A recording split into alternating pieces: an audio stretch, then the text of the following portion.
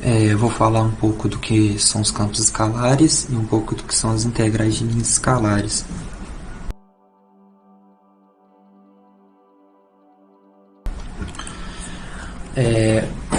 Uma grandeza escalar é uma grandeza que não necessita de direção, de sentido, e que pode ser representada apenas pelo seu tamanho e pela sua unidade de grandeza,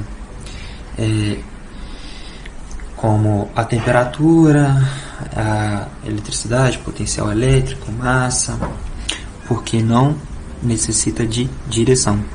Por exemplo, a temperatura, você diz 35 graus, Kelvin, Fahrenheit ou Celsius. Potencial elétrico, você diz 12 watts, 30 watts. Você pode dizer a corrente, que é, vamos supor, 5 miliamperes, 3 amperes. A massa, 12 quilos, 1 tonelada.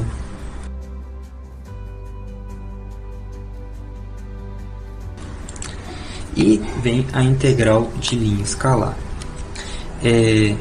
Você vai ter sua função, sua curva, que através dessa curva, você parametrizando ela, você vai obter um vetor, que através desse vetor você coloca a norma, a integral dele dentro da norma, e obtém resultados que, dependendo, pode significar alguma coisa, como a massa de um fio, como a área de determinada curva,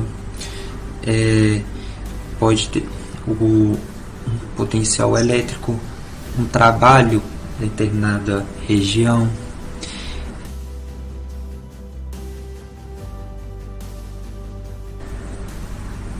E dentro da engenharia você consegue ver ela muito utilizada na engenharia civil, dependendo da área em que você quer calcular de uma determinada curva, de campos de temperatura e dentre mais outras aplicações. História da integral de linha. O cálculo integral está intimamente relacionado ao cálculo diferencial e, junto com ele, constitui a base da análise matemática. A origem do cálculo integral remonta ao período inicial do desenvolvimento da matemática e está relacionado com o método de exaustão desenvolvido pelos matemáticos da Grécia Antiga. Usando o método de exaustão, esse método surgiu na solução de problemas de cálculo de áreas e figuras planas e superfícies, volumes de corpos sólidos e na solução de certos problemas em estatística e hidrodinâmica. Baseia-se na aproximação dos objetos em consideração por figuras ou corpos escalonados, compostos das figuras planas mais simples ou corpos especiais, retângulos, paralelepípedos, cilindros, etc. Nesse sentido, o método de exaustão pode ser considerado um método inicial de integração. O maior desenvolvimento do método de exaustão no período inicial foi obtido nas obras de Eudoxos, especialmente Arquimedes. Em suma, o caminho para o desenvolvimento da integral é ramificado, onde descobertas semelhantes foram feitas simultaneamente por pessoas diferentes. A história da técnica, que hoje é conhecida como integração, começou com as tentativas de encontrar a área sob as curvas. As bases para a descoberta da integral foram lançadas pela primeira vez por Cavalieri, um matemático italiano, por volta de 1635. O trabalho de Cavalieri centrou-se na observação de que uma curva pode ser considerada esboçada por um ponto móvel e uma área a ser esboçada por um movimento linear. Os conceitos fundamentais e a teoria do cálculo integral e diferencial, principalmente a relação entre diferenciação e integração, bem como a sua aplicação à solução de problemas aplicados, foram desenvolvidos nos trabalhos de Fermat e Newton e Leibniz, no final do século XVII. Suas investigações foram o início de um intenso desenvolvimento da análise matemática. As obras de Euler e Jacobi, e Bernoulli e Lagrange desempenharam um papel essencial na sua criação. No cálculo integral, alcançou uma forma logicamente completa, nas obras de Cauchy, Riemann e outros. O desenvolvimento da teoria dos métodos de cálculo integral ocorreu no final do século XIX e do século XX, simultaneamente com a investigação da teoria da medida, que desempenha um papel essencial no cálculo integral. Por meio dos cálculos integral, tornou-se possível resolver um método unificado, muitos problemas teóricos e aplicados, tanto os novos que antes não eram passíveis de solução, quanto os antigos que antes exigiam técnicas artificiais especiais. As noções básicas do cálculo integral são duas noções intimamente relacionadas da integral, a saber, a integral indefinida e a integral definida.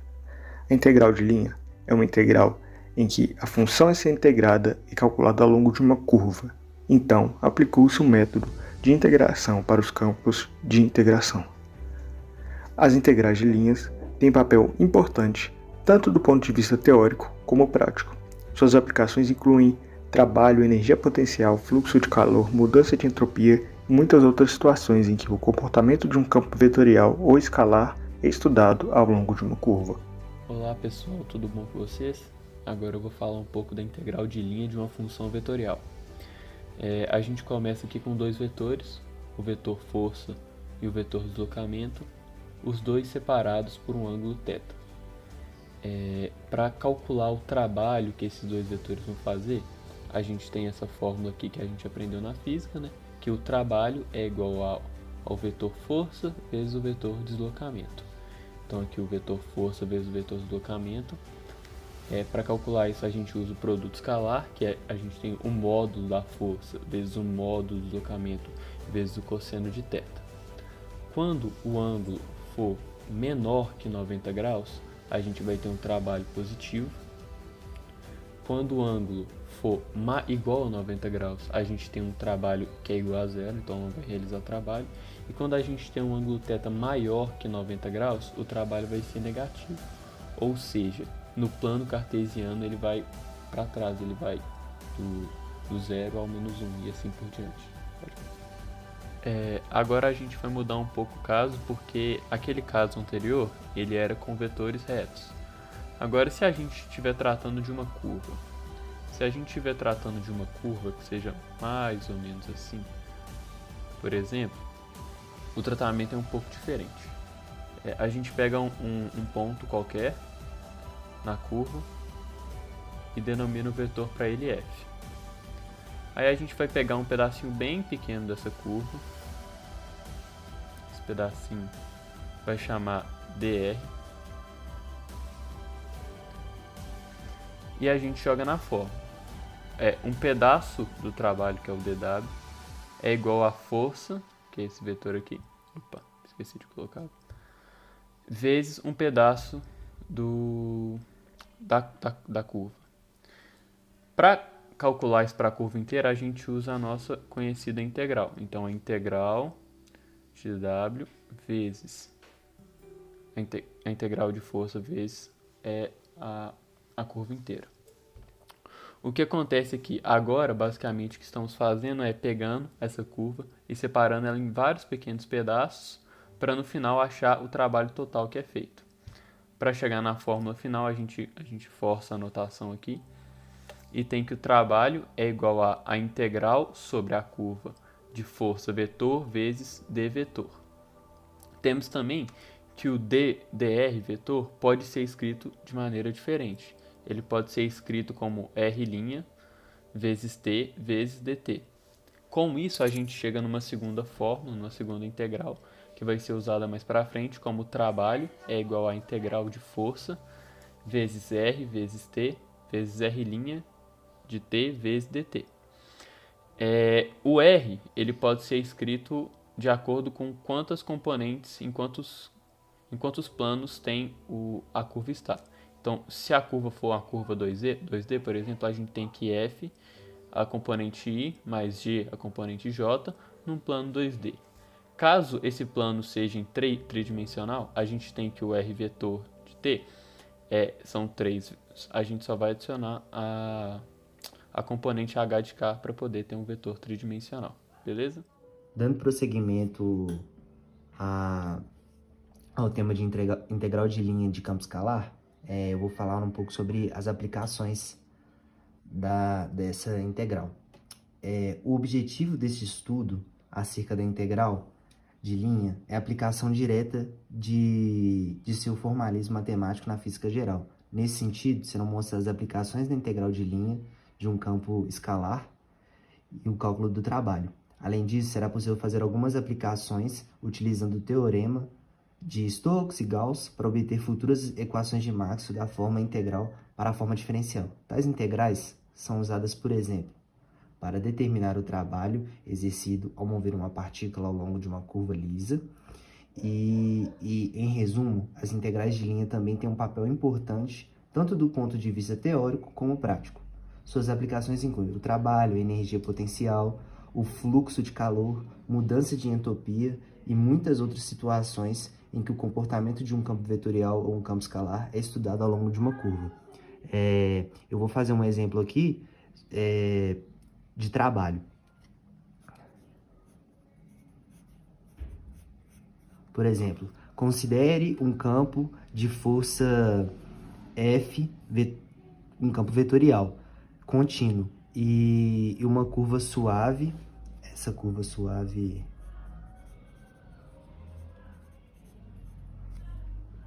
seria alfa AB tendendo a R quadrado, que descreve um caminho C em R2. Vamos determinar o trabalho realizado ao mover a partícula ao longo do caminho C. Primeiramente, dividimos o intervalo AB. A gente divide o intervalo AB em N subintervalos. Dividido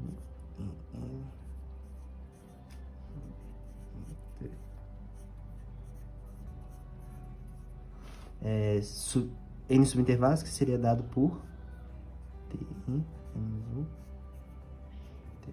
de tamanho ou igual a alfa de T, e tomamos X igual a XT e Y igual a YTI. Os pontos P e igual a X, Y e dividem um caminho em N subarcos, e o vetor que liga os pontos PI menos 1 e PI é dado pela diferença de alfa TI menos alfa TI menos 1.